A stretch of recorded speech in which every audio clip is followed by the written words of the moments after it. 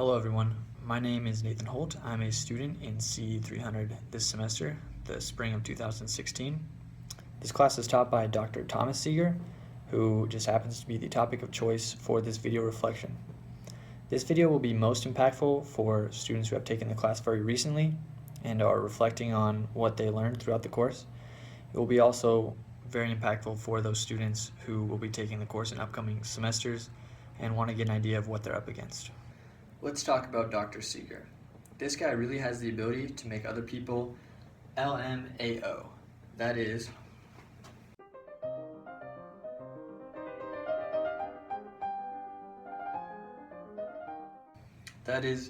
learn more about oneself.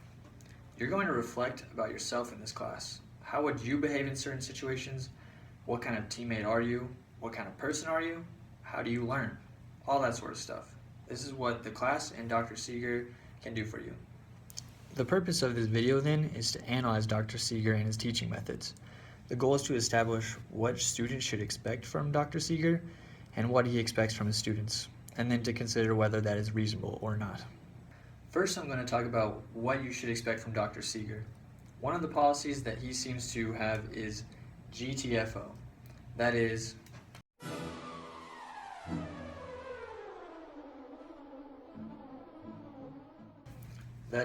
going to find opportunity to mix things up, make you think, and make you uncomfortable. What I mean by mix things up is that he's not going to stick to a plan. He'll make up his mind and then change it 3 or 4 times before a due date. Now, I'm not sure if this is deliberate or not. This sort of lack of commitment to a plan may be part of his Colby-A score. If you take this class, you'll learn about Colby-A and how it's kind of like a personality test, but nothing like a personality test. Whatever his intentions, he's going to mix things up and he's going to change his mind. And I think that's actually very beneficial to accomplishing his goals for the class. Dr. Seeger wants this class to teach you how to be an engineer, not to teach you about engineering. And his variability in expectations and in his plan is very reflective of actual engineering work. So get ready for this. Whether it's in the class or in your career, people are going to change their mind and you need to be prepared for it. Another thing you need to know about Dr. Seeger is that he's completely full of BS. I have met very few people in my life that can spew as much BS as this guy. Now, what I mean by BS is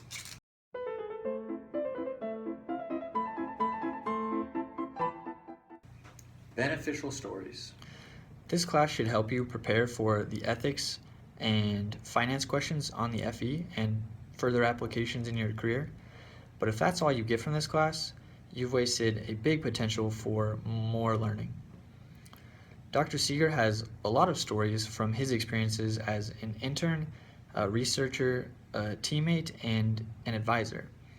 And these can glean a lot of information that you can capitalize on. One story he told us was about when he was an intern and his boss told him not to bring problems, but to bring solutions forward. If I remember anything from this class, that's what I'm going to remember. And I've seen this take effect in my own work as I've applied it to that.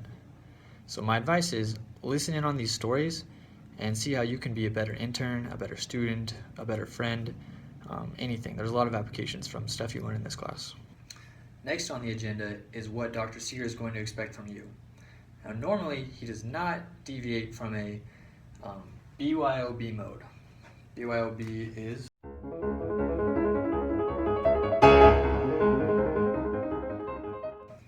bring your own bearing. I'm talking about the bearing you find in surveying. A bearing is a direction. Seeger makes you create your own direction. You don't get to go up to him and ask him how to do something or how to do that, how to do this, or even what to do. You tell him what you're going to do and how you're going to do it, which again corresponds to his preparing you to actually be an engineer. He knows that when you go into industry, there is not going to be a problem statement, there's not going to be a list of assumptions and a list of deliverables. You need to make all these things. I think this is a good segue into our futures, whether that's in academia or in industry. We need to become better at thinking for ourselves, and Dr. Seeger prepares us really well for this. Lastly, I need to go over the WTF of the class.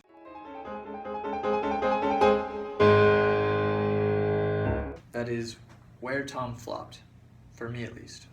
This just refers to a habit of Dr. Seeger's that I think could be improved and that I think he needs to be held accountable for. Dr. Seeger at times could be horribly disorganized and scatterbrained, as he calls it. I mentioned before that he likes to change his mind, which, as I said, prepares us to be an actual engineer. But Dr. Seeger often didn't make it clear how he had changed his mind or where he had changed his mind. During the class, he had a lot of different medias through which we received information from him, via Twitter, Box, and the course website. He would often make announcements on some of these, referring to changes he had made, but it was usually very unclear where we could find this information and where he was placing these changes. I will mention that over the course of the semester, he did seem to improve a lot on this as he and the instructional team became a lot more streamlined and better organized and kind of figured out how to sort these things out. That's all I have on Dr. Seeger. I hope you didn't mind some of the inappropriate jargon that was being thrown around here. If anyone has any questions, comments, or concerns with anything that I said, you can tweet me at @ntholt_CE300. Thank you very much for watching.